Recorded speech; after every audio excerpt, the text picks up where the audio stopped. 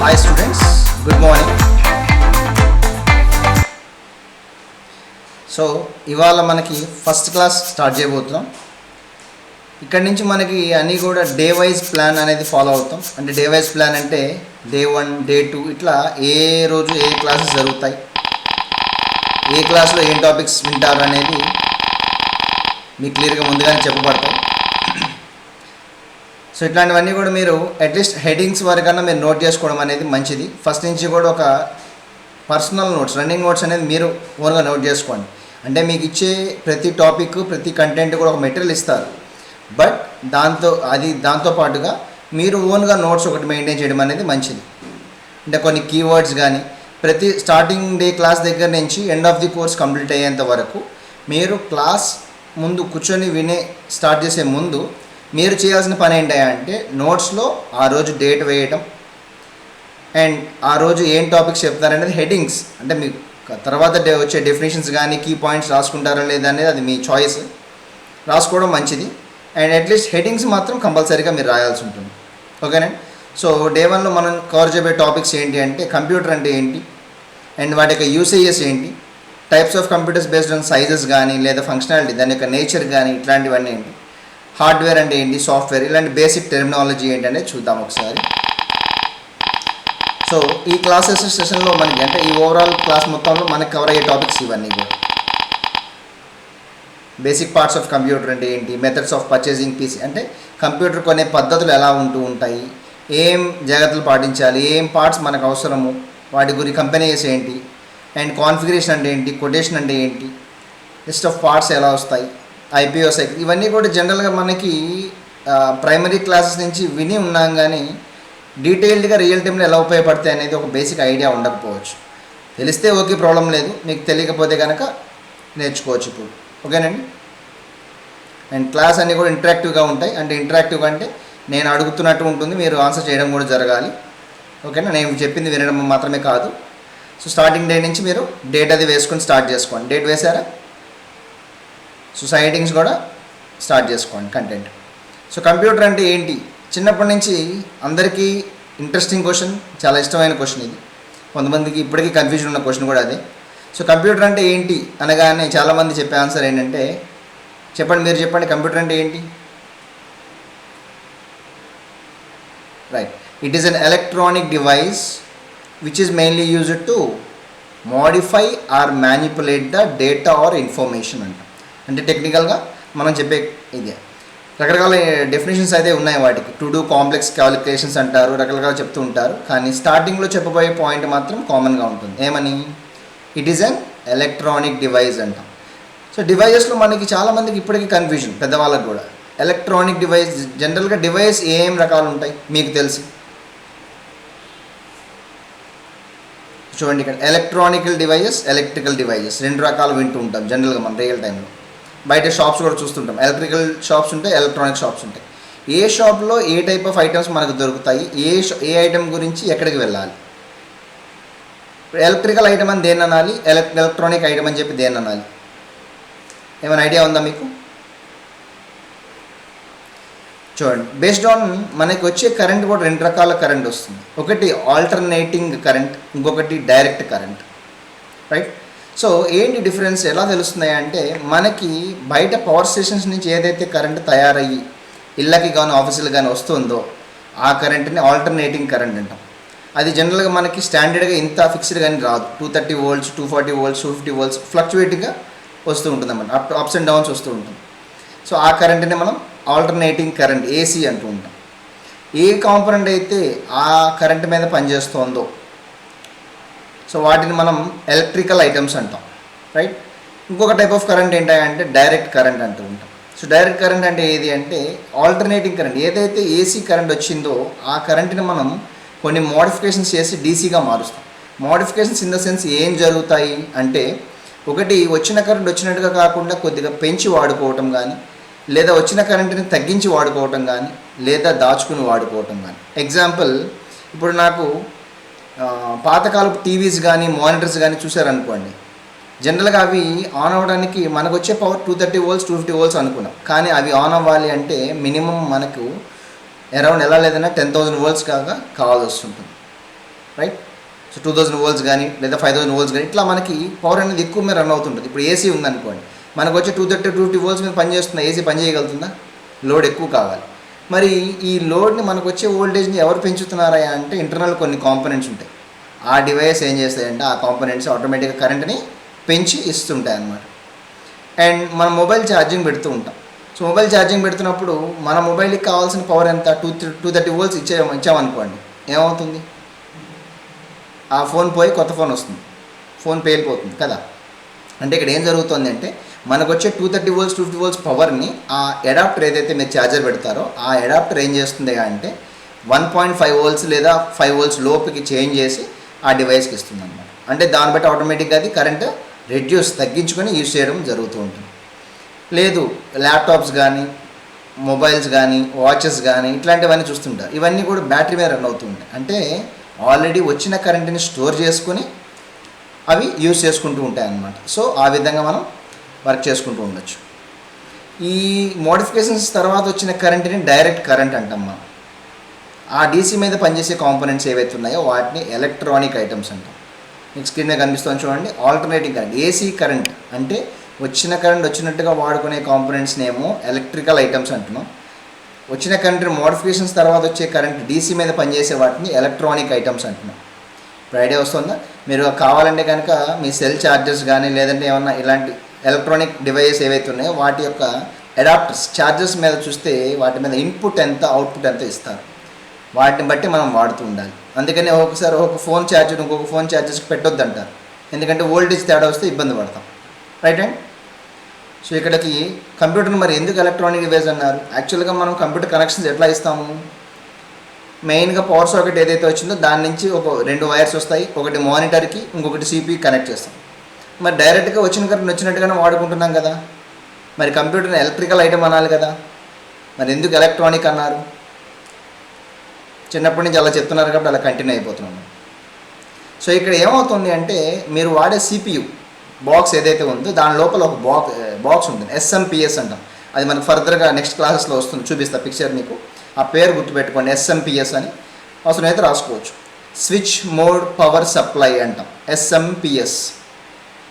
So ఆ ఒక box ఏం చేస్తున్నాయంటే బయట నుంచి వచ్చిన ఏసీ 230 వోల్ట్స్ పవర్ ఏదైతే ఉందో ఆ పవర్ని 3 వోల్ట్స్ 5 వోల్ట్స్ డిఫరెంట్ వోల్టేజెస్కి కన్వర్ట్ చేసి లోపల మదర్ బోర్డ్కి ఇవ్వడం జరుగుతుంది, లార్జ్ సర్క్యూట్ బోర్డ్కి. సో ఈ అంటే మనకు వచ్చిన కరెంట్ ఏమవుతుంది, ఇక్కడ కన్వర్షన్ జరుగుతుంది, చేంజ్ జరుగుతుంది, ఇక్కడ మోడిఫికేషన్ అనేది జరిగింది. మోడిఫికేషన్ తర్వాత వచ్చిన కరెంట్ని ఏమనుకున్నాం? డైరెక్ట్ కరెంట్ అనుకున్నాం కదా. సో డీసీగా మారుస్తుంది, డీసీగా వచ్చిన పవర్ మీద రన్ అవుతుంది. అందుకని దాన్ని ఎలక్ట్రానిక్ డివైస్ అని చెప్పడం జరిగిందనమాట. Right, next topic. సో ఇప్పుడు కంప్యూటర్ అంటే ఏంటి అనేది బేసిక్ ఇంట్రడక్షన్ చూడగలం. ఇప్పుడు కంప్యూటర్తో ఏం చేయొచ్చు? మీరు ఎక్కడైనా సరే కంప్యూటర్స్ అబ్జర్వ్ చేయండి, ఏ ఫీల్డ్లో అయినా, ఏ సిచ్యువేషన్లో అయినా, ఏ ప్లేస్లో అయినా సరే కంప్యూటర్స్ దేనికి వాడతారా అంటే 3 పర్పసెస్కి వాడుతూ ఉంటారు. Mainly used for data storage, data processing, data communication. ఈ 3 పర్పసెస్ కోసమే యూజ్ చేస్తూ ఉంటారు. ఏంటి ఈ 3? Let us take an example. మీరు ఒక మీ సేవకి వెళ్ళారనుకోండి. ఆ మీ సేవకి వెళ్ళి మీ ఇంట్లో ఉన్న కరెంట్ బిల్ తీసుకెళ్ళి కరెంట్ బిల్ పే చేసేసారు. మళ్ళీ కరెంట్ బిల్ పే చేసిన బిల్ తీసుకొచ్చి మళ్ళీ ఇంట్లో పెట్టారు. అదే బిల్ తీసుకొని నెక్స్ట్ 2 days తర్వాత మీ ఇంట్లో వాళ్ళు ఇంకొకళ్ళు ఎవరన్నా ఆ బిల్స్ తీసుకెళ్ళి వేరే మీ సేవలో ఇచ్చారు, కరెంట్ బిల్ పే చేయాలి అని. వాళ్ళు ఏమంటారు? ఆల్రెడీ పే చేశారంటారు. అంటే మీరు కట్టిన ప్లేస్ వేరు, మీరు కట్టినట్టు ఎవరికి తెలియదు. మీ ఇంట్లో వాళ్ళు వేరే వాళ్ళు తీసుకెళ్ళింది ప్లేస్ వేరు, కానీ ఇక్కడ మీరు కట్టారా లేదా అని ఎలా తెలుస్తుంది వాళ్ళకి? అవునా? ఇంకో ఎగ్జాంపుల్, మీకు బ్యాంక్ అకౌంట్లో ఒక అమౌంట్ ఎంతో ఎగ్జాంపుల్ 5,000 ఉందనుకోండి. ఒక ఏటీఎంకి వెళ్ళారు, అమౌంట్ ఒక 3,000 విత్డ్రా చేశారు. అక్కడి నుంచి ఇంకొక ఏటీఎంకి వెళ్ళి బ్యాలెన్స్ చెక్ చేశారు. ఆటోమేటిక్గా అక్కడ విత్డ్రా చేసిన అమౌంట్ డిడక్ట్ అవుతుందా, అలాగే ఉంటుందా? డిడక్ట్ అవుతుందిగా. సో అంటే ఒక చోట జరిగిన పని ఇంకో చోటకి అప్డేట్ అవుతుందా లేదా మనకి? సో ఇట్లా ఇన్ఫర్మేషన్ ఆర్ డేటా అనేది కరెక్షన్స్. ఇప్పుడు ఫర్ ఎగ్జాంపుల్ మీరు ఒక పని చేశారు అంటే బిల్ పే చేయడం కానీ, డబ్బులు వేయటం కానీ, తీయటం కానీ, ఏదో ఒక పని జరిగింది అని చెప్పుకోవడం డేటా ప్రాసెసింగ్ అంటాం. ఒక పని జరిగిన తర్వాత అది నలుగురికి అప్డేట్ చేయడం, అంటే 4 చోట్ల అప్డేట్ చేసుకోవడాన్ని కమ్యూనికేషన్ అంటాం. నా దగ్గర పలానా పని జరిగింది అని చెప్పి చెప్పుకోవడం. మీరు ఎక్కడికి వెళ్ళినా ఆ ఇన్ఫర్మేషన్ అప్డేట్ అయ్యి వస్తుందిగా. అండ్ నా దగ్గర పలానా పని జరిగిందని చెప్పి ఒకానొక ప్లేస్లోకి వచ్చి స్టోర్ అవ్వడం, దాచుకోవడాన్ని స్టోరేజ్ అంటూ ఉంటాం. రైట్ అండి. సో ఈ విధంగా జరుగుతూ ఉంటాయి అన్నమాట. ఓకే. అండ్ నెక్స్ట్, సో ఇప్పుడు డేటా కమ్యూనికేషన్ అంటే ఈ 3 యూసేజ్ యొక్క తెలిసిందా? డేటా స్టోరేజ్ అంటే ఏంటి, డేటా కమ్యూనికేషన్ ఏంటి, డేటా ప్రాసెసింగ్, బేసిక్ ఐడియా వచ్చింది కదా. నెక్స్ట్, సిస్టమ్స్ యూస్ చేసి లేదా కంప్యూటర్ యూస్ చేసి మనం ఇంకేం చేయొచ్చు? ఆ క్వశ్చన్ అడగని చాలామంది చాలా రకాల వాళ్ళ ఎక్స్పీరియన్స్ చెప్తూ ఉంటారు. గేమ్స్ ఆడొచ్చు, సినిమాలు చూడొచ్చు, సాంగ్స్ వినొచ్చు, డాక్యుమెంట్స్ ప్రిపేర్ చేయొచ్చు, నోట్స్ వేసుకోవచ్చు, చాటింగ్ చేయొచ్చు, బ్రౌజింగ్ చేయొచ్చు, రకరకాల టాస్క్స్ ఉన్నాయన్నమాట. టికెట్స్ బుక్ చేయొచ్చు, రకరకాల. రైట్. సో ఇప్పుడు అంటే ఇదివరకు రోజుల్లో కంప్యూటర్స్ కొన్ని ఫీల్డ్స్లో కొన్ని చోట్ల మాత్రమే వాడాలి అని ఒక రూల్ ఉండేది, రిస్ట్రిక్షన్ ఉండేది. కానీ ఇప్పుడు అదొక నెసరీ పార్ట్ అయిపోయింది. అంటే అందరికీ కూడా ఇప్పుడు ఎట్లా అయితే అందరి ఇళ్ళలో టీవీస్, మొబైల్స్ ఎట్లా అయితే ఉన్నాయో కంప్యూటర్ కూడా ఒక రెగ్యులర్గా ఒక పార్ట్ అయిపోయింది వాళ్ళ లైఫ్లో. సో అది పర్టికులర్గా దీనికే వాడాలన్న రూల్ లేదనమాట. ఫైనాన్షియల్ బ్యాంకింగ్లో కానీ, మెడికల్ కానీ, ట్రాన్స్పోర్టేషన్ కానీ, ఎడ్యుకేషన్లో కానీ. ఇప్పుడు ఎడ్యుకేషన్లో కూడా చూడండి, మీకు CBTs అంటాం, కంప్యూటర్ బేస్డ్ ట్రైనింగ్స్ అంటున్నారు, డిజిటల్ క్లాస్ రూమ్స్ అంటున్నారు. ఇట్లా రకరకాలుగా కంప్యూటర్స్ అనేది అంటే డైరెక్ట్గా వాడుతున్నారా, ఇండైరెక్ట్గా వాడుతున్నారా అనేది పక్కన పెడితే కంప్యూటర్ యొక్క యూసేజ్ అనేది ఉంటుంది అక్కడ. ఈవెన్ అగ్రికల్చరల్ ఫీల్డ్లో కూడా యూజ్ చేయడం జరుగుతుంది అన్నమాట. అంటే ఒక రైతుకి ఏదైనా డౌట్ వచ్చింది, ఫార్మర్కి డౌట్ వచ్చింది, సో ఆటోమేటిక్గా కాల్ సెంటర్ కాల్ చేస్తారు. వాళ్ళు ఉన్న ఏరియా, ప్లేస్ అవి చెప్తే ఆటోమేటిక్గా లొకేషన్ ట్రేస్ చేసుకుని వాళ్ళ ఉన్న ఏరియాలో సాయిల్ కానీ, ఏరియా క్లైమేట్ కానీ ఎట్లా ఉంటుంది అనేది వాళ్ళు సజెస్ట్ చేయగలుగుతున్నారు. సో ఇట్లాంటి టైప్ ఆఫ్ వర్కింగ్ అనమాట అంతా కూడా. రైట్. సో అవి యూసేజ్ కింద చెప్తూ ఉంటారు జనరల్గా. అండ్ టైప్స్ ఆఫ్ కంప్యూటర్స్ ఏముంటాయి అంటే బేస్డ్ ఆన్ సైజెస్ బట్టి ఆర్ ఫంక్షనాలిటీ బట్టి జనరల్గా మనం ఎక్కువగా వినేవి డెస్క్టాప్స్ అంటూ ఉంటాం. రెగ్యులర్ మన హోమ్ ఇళ్లలో కానీ చిన్న ఆఫీసులో కానీ చూస్తూ ఉంటారు. Commonly used in homes and small offices. మీకు సిస్టమ్ స్క్రీన్ మీద కనిపిస్తుంది చూడండి. Second one is laptops, which is mainly designed for portable purpose. Portable అంటే ఏంటి? ఈజీ టు క్యారీ, ఎక్కడికైనా తీసుకెళ్ళచ్చు. ఇంకా third one is work stations. So work stations అంటే ఏంటంటే ఇది సిమిలర్ టు డెస్క్టాప్ కంప్యూటర్సే కానీ కొద్దిగా హై రేంజ్లో, హై క్వాలిటీతో డిజైన్ చేయడం జరుగుతుంది అనమాట. అంటే నెట్వర్క్ యూసేజెస్లో కానీ లేదా పెద్ద కంపెనీస్లో ఎక్కువసేపు వర్క్ అవ్వాలి, పని చేయాలి, ఆన్లో ఉండాలనుకున్నప్పుడు ఇవి వాడుతుంటారు. హై క్వాలిటీ సిస్టమ్స్ అనమాట ఇవి.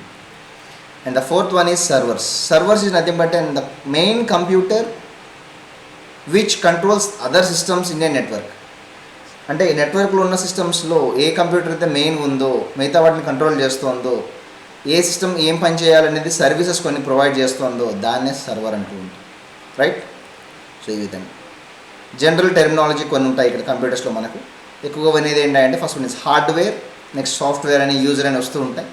సో హార్డ్వేర్ అంటే ఏంటి అనగానే ఈ డెఫినేషన్ మనం చెప్పొచ్చు ఇక్కడ. The physical components or parts which we can see or touch or feel. ఏవైతే మనం ఫిజికల్ పార్ట్స్ చూడగలుగుతామో, చూసి టచ్ చేయగలుగుతామో, టచ్ చేసి ఫీల్ అవ్వగలుగుతున్నాం అనుకున్నాము, ఆ పార్ట్స్నే హార్డ్వేర్ పార్ట్స్ అంటాం. అండ్ దాంతోపాటు ఇంకో చిన్న పాయింట్ చెప్పారు చూడండి. And also used to build a PC, personal computer. Computer తయారీకి ఏవైతే పార్ట్స్ వాడుతున్నారో వాటిల్నే హార్డ్వేర్ పార్ట్స్ అని చెప్పడం జరిగింది. What are the basic parts of a computer? ఇది చిన్నప్పటి నుంచి స్కూల్ లెవెల్ నుంచి అడిగే క్వశ్చన్. స్కూల్లో క్లాసులో అందరూ కూడా నేను చెప్తాను అరుస్తుంటారు జనరల్గా. Right. So what are the basic parts? CPU, central processing unit. Next one is monitor, next keyboard, next mouse, next ఇంకేం లేవు. ఎందుకంటే బేసిక్ పార్ట్స్ అంటే 4 ఉంటాయండి. ఎందుకంటే ఈ 4 ఏ ఒక్కటి లేకపోయినా సరే మనం సరిగ్గా వర్క్ అనేది చేయలేం. అందుకోసం అని చెప్పి ఈ 4 బేసిక్ పార్ట్స్గా చెప్పడం జరుగుతూ ఉంటుంది. సో ఇక్కడ వరకు బేసిక్ పార్ట్స్ అనేది మనం కంప్లీట్ చేయడం జరిగింది. అండ్ నెక్స్ట్ సో మనం ఆల్రెడీ బేసిక్ పార్ట్స్ అనుకున్నాం కదా. CPU అంటే ఏంటి, మానిటర్ అంటే ఏంటి, కీబోర్డ్ ఏంటి, మౌస్ ఏంటండి. సో అవి మనకు స్క్రీన్ మీద కనిపించే పార్ట్స్ అన్నమాట. First box is called CPU, దాని పక్కది monitor and keyboard and mouse. ఇవి బేసిక్ పార్ట్స్ అంటుంటాం. మరి ప్రింటర్స్, స్కానర్స్, స్పీకర్స్ ఇలాంటివన్నీ కూడా ఏంటంటే అవి కూడా పార్ట్సే కానీ బేసిక్ పార్ట్స్ కింద కలపకూడదు. ఎందుకు అంటే ఇప్పుడు మనకి బాడీలో చాలా పార్ట్స్, ఆర్గాన్స్ ఉండగా 5 సెన్స్ ఆర్గాన్స్ అని ఎందుకు వాటికి ప్రియారిటీ ఇచ్చారు అంటే బేస్డ్ ఆన్ అవి వర్క్ చేయలేకపోతే మనం సరిగ్గా వర్క్ చేయం, అవునా. సో అదేవిధంగా ఇక్కడ కూడా ఈ 4 ఏ ఒక్కటి లేకపోయినా మనం పని అనేది సరిగ్గా చేయలేం. సో అందుకోసం వీటికి ఎక్కువ ప్రియారిటీ ఇవ్వడం జరుగుతుంది. అండ్ నెక్స్ట్ ఇప్పుడు సిస్టమ్ కొనే పద్ధతులు ఎలా ఉంటాయి ఏంటి, యాజ్ టెక్నికల్గా కొంత నాలెడ్జ్ మనం వీటి మీద ఉండాలి మనం. ఎందుకంటే రేపు ఫ్యూచర్లో మీరు పలానా బేసిక్ కంప్యూటర్ కోర్స్ చేశారు కదా, సో కంప్యూటర్ గురించి మినిమం నాలెడ్జ్ ఉంటుంది, కంప్యూటర్ కొనాలంటే ఎలాంటి జాగ్రత్తలు తీసుకోవాలి, ఏం ఫాలో అవ్వాలని మిమ్మల్ని అడగొచ్చు ఎవరైనా. మీరే కొనుక్కోవచ్చు, లేకపోతే మీరే ఎవరికైనా సజెస్ట్ చేయొచ్చు. సో అప్పుడు మీరు చెప్పగలిగేలా ఉండాలి ఆన్సర్ వాళ్ళకి, రైట్? చూడండి ఇక్కడ, it is a very important topic while we are others planning to purchase a PC or lap. ఏదైనా సరే కొనేటప్పుడు మనం ఎట్లాంటివి తీసుకోవాలనేది మినిమం నాలెడ్జ్ కోసం. మెయిన్గా ఇక్కడ 2 రకాల పద్ధతులు ఉంటాయి. ఒకటి బ్రాండెడ్ మెథడ్. ఇక్కడ ప్రతి ప్రోడక్ట్ ప్రతి ఐటమ్ కూడా వెండరే సెలెక్ట్ చేస్తారు. వెండర్ అంటే he's nothing but shopkeeper అన్నమాట. చూడండి ఇక్కడ స్క్రీన్ మీద ఇచ్చారు, every product will be selected by the vendor only and he will provide customer support with a limited period of warranty. ఏదైనా ఇండివిజువల్ పార్ట్స్కి మనకి 2 years వారంటీ 3 years వారంటీ ఉన్నా కూడా సిస్టమ్ మొత్తాన్ని కలిపి ఇంత టైప్ ఆఫ్ వారంటీ, ఇంత పీరియడ్ ఆఫ్ వారంటీ అనేది ఇస్తారు. అండ్ సిస్టమ్ కాస్ట్ కూడా ఫిక్స్డ్గా ఇంతే ఉంటుంది, 15,000 16,000 లేదా 18,000 ఇట్లాగే ఉంటుంది. అంటే నాకు ఈ మానిటర్ వద్దు, వేరేది కావాలి అంటే మనకు నచ్చిన విధంగా సిస్టమ్ అనేది డిజైన్ అవ్వదు, మనకు నచ్చినట్టుగా రాదు, అనుకున్న ప్రైసెస్లో కూడా చేంజ్ చేయలేకపోవచ్చు. And here there is no choice to choose other brands. వేరే బ్రాండ్ కావాలనుకుంటే మనం సెలెక్ట్ చేయడానికి ఛాన్స్ ఉండదు. Little bit expensive when compared to assembled. Second method ఏంటయ్యా అంటే అసెంబ్ల్డ్ మెథడ్ అంట. Assembled method is nothing but and which is a collection of different parts which chosen by us. మనం select చేసుకోవచ్చు. అంటే for example monitor ఉంది, నాకు Samsung ఇష్టం అనుకోండి, శాంసంగ్ మంచి మానిటర్ బాగుంది అది తీసుకుంటా, 18 inches లేదా 19 inches 15 inches తీసుకుంటా. కీబోర్డ్ మౌస్ మైక్రోసాఫ్ట్ కంపెనీ బాగుంది, మదర్ బోర్డ్ ఆసస్ బాగుంది. ఇట్లా నేను ప్రతి ప్రోడక్ట్ కూడా సెలెక్ట్ చేసుకుంటా. సెలెక్ట్ చేసుకుని వాళ్ళకు 2 hours 2.5 hours టైం ఇస్తే షాప్ వాళ్ళకి వాళ్ళు బిగించి రెడీ చేసి నాకు ఇస్తారు ఇష్టం. ఇది అసెంబ్ల్డ్ మెథడ్ అంటాం దీన్ని. ఇక్కడ ఏమవుతుందంటే మనం అనుకున్న బడ్జెట్లో ప్రైస్లో మన కంప్యూటర్ వస్తుంది. ఏదైతే మనకి ఇండివిజువల్ డివైజెస్కి వారంటీస్ ఉన్నాయో ఆ వారంటీస్ అన్ని ఇయర్స్ మనకు వస్తాయి. బ్రాండెడ్లో అలా రాదుగా, 1 year వారంటీ ఇస్తారు. ఇక్కడ అలా కాదు, ఎన్ని ఇయర్స్ వారంటీ ఆ ప్రోడక్ట్ ఆ ఐటెంకి ఉంటే అన్ని ఇయర్స్ వారంటీ మనకి క్లెయిమ్ అవుతుంది. అండ్ ఇంకొక మెయిన్ అడ్వాంటేజ్ ఏంటంటే మనం నచ్చిన విధంగా మన సిస్టమ్ రావటం. అండ్ ఇక్కడ చిన్న బ్రాండెడ్లో మనకి ఏమవుతుందంటే ఏ చిన్న ఇష్యూ వచ్చినా సరే షాప్ వాడి దగ్గరికి వెళ్తాం. అసెంబ్ల్డ్ ఏంటంటే ఏ ఇష్యూ వచ్చినా ఆన్లైన్లో మనం సర్వీస్ కంప్లైంట్ అనేది రేస్ చేస్తుంది, రైట్ అండ్. సో ఇది డిఫరెన్స్. మరి ఎక్కువగా దేనికి వెళ్ళాలి అంటే కంప్యూటర్ గురించి ఏమీ తెలియదు, నాలెడ్జ్ లేని వాళ్ళు అయితే కనుక బ్రాండెడ్కి వెళ్తారు. కానీ మినిమం నాలెడ్జ్ చక్కగా తెలుసుకొని వెళ్ళే వాళ్ళకి అసెంబ్ల్డ్కి వెళ్తారు. చాలామంది అసెంబ్ల్డ్గానే వెళ్తారు. బ్రాండెడ్ అనేది ఒక కంపెనీ, అంటే ఎగ్జాంపుల్ బ్యాంక్స్ కానీ ఎల్ఐసీస్ కానీ అంటే బల్క్లో కొనే ఏవైతే ఆఫీసెస్ ఉంటాయో అవి బ్రాండెడ్కి వెళ్తుంటారు. అంటే కంప్లీట్గా ఒక కంపెనీకి ప్రాజెక్ట్ ఇచ్చేస్తారనమాట. అట్లా అసెంబ్ల్డ్ అనేది లిమిటెడ్ స్టాక్లో కానీ లేదంటే మనం బల్క్లో కూడా అసెంబ్ల్డ్ తీసుకోవచ్చు, మనకి వాటి మీద నాలెడ్జ్ ఉంటే తీసుకోవచ్చు. అసెంబ్ల్డ్కి వెళ్ళాలంటే మనకి ఏం తెలిసి ఉండాలి అంటే లోపల కంప్యూటర్లోతో వచ్చే పార్ట్స్ ఏమేంటివి, అవి ఎలా యూజ్ అవుతాయి అనేది చూస్తాం. చూడండి. So while we are choosing assembled method then we must know about the parts as below. మనకి ఏవైతే పార్ట్స్ వస్తాయో అవి వాటి గురించి ముందుగా మనం తెలుసుకొని ఉండాలి. ఆ లిస్ట్ ఆఫ్ కాంపోనెంట్స్ ఆర్ పార్ట్స్ని మనం ఏమనొచ్చు అంటే you can call it as an configuration or quotation. ఇప్పుడు ఫర్ ఎగ్జాంపుల్ కొంతమంది బ్యాంక్లో లోన్ పెట్టి కంప్యూటర్ కొనుక్కుంటూ ఉంటారు, ల్యాప్టాప్స్ కానీ కంప్యూటర్స్ కానీ. ఒక 30,000 40,000 అయింది అనుకోండి. బ్యాంక్ వాళ్ళు లోన్ ప్రొవైడ్ చేయాలంటే ఏం చేయాలి, వాళ్ళు కంపల్సరీగా ఒక కొటేషన్ అడుగుతారు. అంటే మీరు ఏ షాప్లో వచ్చి కంప్యూటర్ అయితే కొంటున్నారో ఆ షాప్ వాళ్ళ దగ్గర నుంచి మీరు ఒక లిస్ట్ ఆఫ్ కాంపోనెంట్స్ కొటేషన్ తీసుకురావాలి. సో ఇలా నేను కంప్యూటర్ కొనుక్కోవాలనుకుంటున్నాను, మీ దగ్గర ఒక కాన్ఫిగరేషన్ కొటేషన్ ఇస్తారంటే వాళ్ళు ఆ షాప్ పేరు మీద ఒక లెటర్ హెడ్ ఇస్తారు. అది తీసుకెళ్ళి బ్యాంక్లో సబ్మిట్ చేస్తే మనకి సిస్టమ్ అనేది ఇవ్వడం జరుగుతుంది, రైట్. సో ఇక్కడ ఇచ్చారు చూడండి, based on purpose only we have to choose configuration. Computer ఎప్పుడు కూడా మనం వాడే యూసేజ్ని బట్టే తీసుకోవాలి. మన బడ్జెట్ ఎంత, లేదా అంటే మనం ఎంత పెట్టగలము, లేదు మనకి ఏం కాన్ఫిగరేషన్ కావాలి, ఈ రెండింటిలో ఏదో ఒక చాయిస్ సెలెక్ట్ చేసుకుంటాం. List of parts of a PC in and systematic order is called configuration. మనం కంప్యూటర్ కొనేటప్పుడు ఏవైతే పార్ట్స్ వస్తున్నాయో అవి ఒక ఆర్డర్లో రాసుకుని వెళ్తామో వాటినే కాన్ఫిగరేషన్ అంటాం. ఓకే, చూద్దాం అవి ఏంటనేది. So first one is processor and mother board, RAM, hard disk, CD or DVD drives, FDD floppy disk drives or pen drives, keyboard, mouse, speaker, monitor, and last one is cabinet. ఇవి collection of parts. అంటే ఒక basic computer build అవ్వాలంటే మనకి ఈ parts కలయికతోనే computer అనేది తయారవుతుంది. Right, చూద్దాం ఒక పార్ట్ గురించి. ఇవి బేసిక్ మీకు పిక్చర్స్ రూపంలో చూపించడం జరుగుతుంది, ఎందుకంటే రేపు ఫ్యూచర్లో వాటిని మీరు బయట చూసినా కూడా you are able to identify the parts, identify చేయగలిగేలా ఉండాలి. కాబట్టి మీకు పార్ట్స్ అనేది చూపించడం జరుగుతుంది. జాగ్రత్తగా అబ్జర్వ్ చేయండి. అండ్ ఇంపార్టెంట్ పాయింట్స్ అనుకున్నవి ఏమైనా ఉంటే కనుక మీరు ఇప్పుడే రాసుకోవచ్చు. క్లాస్ మీరు పాస్ చేయాలనుకుంటే కనుక you can press the space bar. Keyboard మీద పెద్ద బార్ ఉంటుంది, కీ, అది ప్రెస్ చేస్తే ఆటోమేటిక్గా క్లాస్ పాస్ అవుతుంది. మళ్ళీ అదే ప్రెస్ చేస్తే మళ్ళీ కంటిన్యూ అవుతుంది. Right and the first component, most important component is processor. దాన్నే మనం సిపియు అంటాం, సెంట్రల్ ప్రాసెసింగ్ యూనిట్. దీన్నే ప్రాసెసర్ అనొచ్చు, మైక్రో ప్రాసెసర్ అని కూడా చెప్పొచ్చు. చూడండి లెఫ్ట్లో మీకు కనిపిస్తుంది చిన్న చిప్ లాగా. రైట్, మరి చిన్నప్పటి నుంచి మనకి పెద్ద డబ్బా చూపించి సిపియు అన్నారు కదా స్కూల్ లెవెల్ నుంచి అనే క్వశ్చన్ వస్తుంది, మనకు డౌట్ వస్తుంది.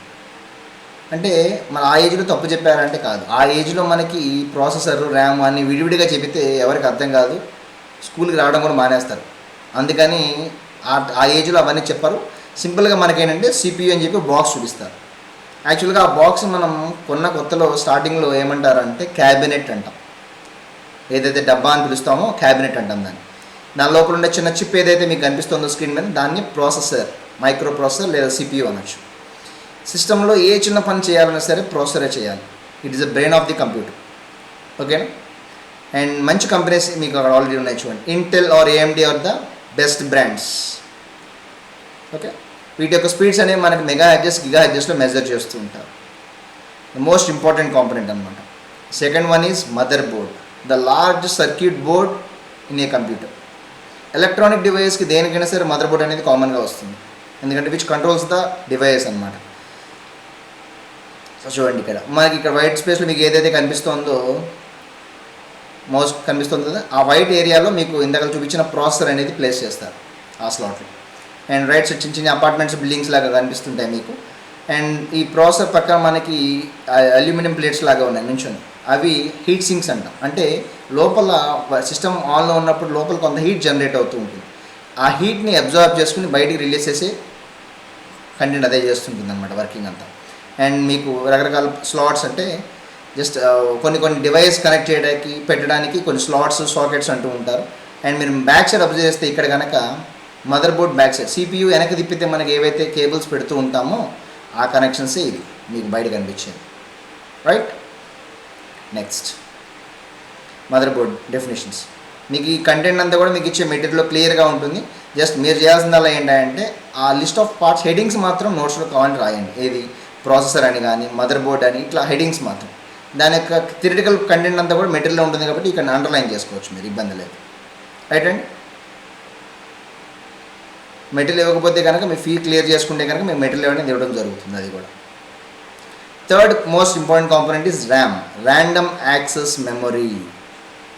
ఇది గజనీ టైప్. సిస్టమ్ ఆన్లో ఉన్నంత వరకే వాడికి అన్నీ గుర్తుంటాయి. సిస్టమ్ ఒకసారి ఆఫ్ చేసి ఆన్ చేశాను అనుకోండి, అన్నీ మర్చిపోతాడు.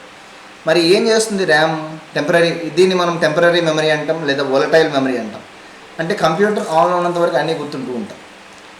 ఆల్రెడీ మనం చెప్పుకున్నాం, ప్రాసెసర్ అనేది ఏ చిన్న పని చేయాలన్నా సరే ప్రాసెసరే చేయాలి అనుకున్నాం, అవునా? సో చేయాలనుకున్నప్పుడు ఈ ప్రాసెసర్ ఏదైతే టాస్క్స్ చేస్తుందో ఎట్ ఏ టైం ఒక పని మాత్రమే చేయగలుగుతుంది. మరి మనకి మల్టిపుల్ టాస్క్స్ యూజర్ ఇచ్చాడు అనుకోండి, ఎగ్జాంపుల్ ఒక డాక్యుమెంట్ ఓపెన్ చేయడం, సాంగ్స్ ప్లే చేయడం, మూవీ ఏదైనా ప్లే చేయడం, ఏదైనా రకరకాల టాస్క్ ఇచ్చాడు అనుకోండి, మరి అప్పుడు ఎట్లా చేస్తారు అంటే ఆ టైంలో ఏం జరుగుతుందంటే ప్రాసెసర్ ఒక పనే చేస్తుంటుంది, మిగతా టాస్క్స్ ఏవైతే ఉన్నాయో అవన్నీ కూడా ర్యామ్లో పెట్టుకుంటుంది టెంపరీగా. ర్యామ్ అనేది ఏం చేస్తుందంటే ఒక పిఏ, పర్సనల్ అసిస్టెంట్ లాగా ఒక పని ప్రాసెసర్కి ఇస్తూ ఉంటుంది, ఆటోమేటిక్గా ప్రాసెసర్ ఎగ్జిక్యూట్ చేస్తూ ఉంటుంది. ఓకేనా. దీన్నే ప్రైమరీ మెమరీ అని కూడా చెప్తుంది. అంటే ఏది ఫస్ట్ స్టోర్ అవ్వాలన్నా సరే దానిలో స్టోర్ అవుతుంది. మీరు ఏదైనా డాక్యుమెంట్ ఓపెన్ చేసి టైప్ చేస్తున్నంతసేపు ర్యామ్లోనే ఉంటుంది. ఎప్పుడైతే మీరు సేవ్ అని అన్నారో, ఒక పేరు అది ఇచ్చారో, అప్పుడు పర్మనెంట్ స్టోరేజ్లోకి వెళ్తుంది. రైట్ అండి. Next component is hard disk. ఇంతకుముందు మనం చూసిన 3 పార్ట్స్ అంటే ర్యామ్, ప్రాసెసర్, మదర్ బోర్డ్, ఈ 3 ఏవైతే ఉన్నాయో కంప్యూటర్ యొక్క పెర్ఫార్మెన్స్, స్పీడ్ అనేది ఈ 3 మీదనే ఆధారపడి ఉంటుంది. అందుకని ఎప్పుడు కూడా సిస్టమ్ తీసుకునేటప్పుడు, కంప్యూటర్ తీసుకునేటప్పుడు, ల్యాప్టాప్ తీసుకునేటప్పుడు ఈ 3 పార్ట్స్లో ఎప్పుడు కూడా కాంప్రమైజ్ అవ్వద్దు. మ్యాక్సిమం అడ్వాన్స్ తీసుకోండి, మిగతా వాటిలో ఏమన్నా తగ్గించుకోవచ్చు. ఎందుకు అంటే ఈ 3 ఏ ఒక్కటి ఫ్యూచర్లో చేంజ్ చేయాలన్నా సరే అది వేరే దాంతో లింక్ అయి ఉంటుంది. మళ్ళీ అది కూడా చేంజ్ చేయాల్సిన నెసెసిటీ వస్తుంది మనం, రైట్ అండ్ సో అందుకోసం ప్రాబ్లం. Next hard disk. పేరులోనే ఇది పేరుకు మాత్రమే హార్డ్, చాలా సెన్సిటివ్ పార్ట్ అనమాట కంప్యూటర్లో. సో ఇది హార్డ్ డిస్క్. దీని లోపల మనకు ఇది పర్మనెంట్ స్టోరేజ్ డివైస్ అంటాం.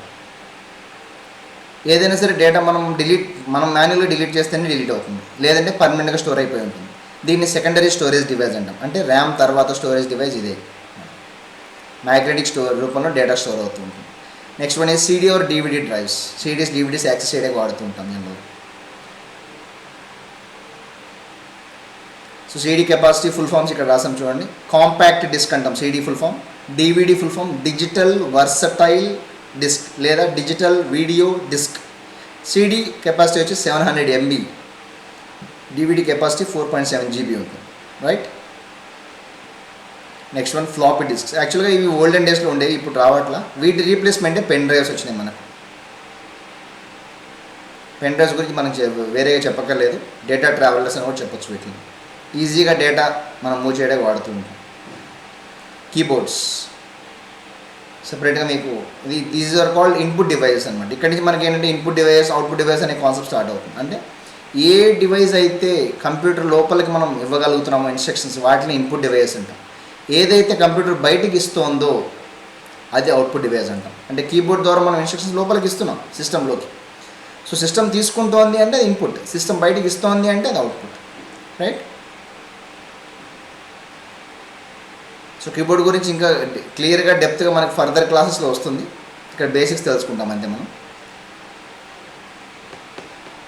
Mouse is also an input device. Speakers యాక్చువల్గా ఇది మనం బేసిక్ కంప్యూటర్ పార్ట్లో యాడ్ చేయము, బట్ మీకు ఒక చిన్న అవగాహన కోసం చూపించడం జరిగింది.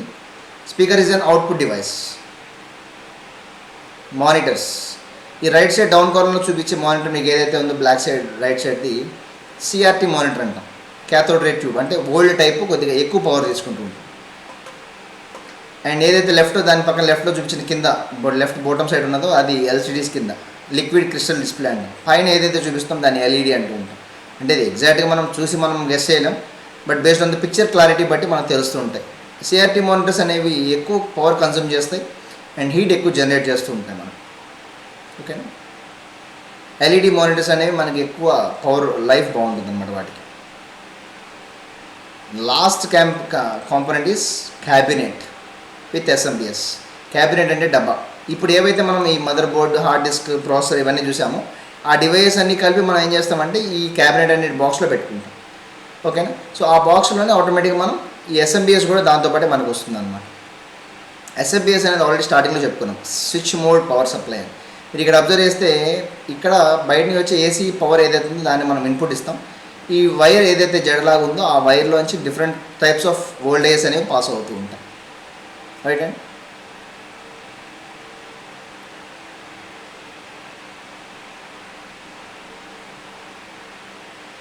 IPO సైకిల్ అంటూ ఉంటాం. జనరల్గా IPO సైకిల్ అంటే ఇన్పుట్ ప్రాసెస్ అవుట్పుట్ అంటూ ఉంటాం.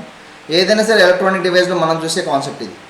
ఇంగ్రీడియంట్స్ ముందు ఇస్తాం. ఎగ్జాంపుల్ ఇక్కడ మీకు ఒక జార్ జ్యూస్ లాగా ఇచ్చాం, ఫ్రూట్ జ్యూస్ లాగా. ఫస్ట్ ఇంగ్రీడియంట్స్ అనేవి ఇస్తాం, అది ఇన్పుట్ అనమాట.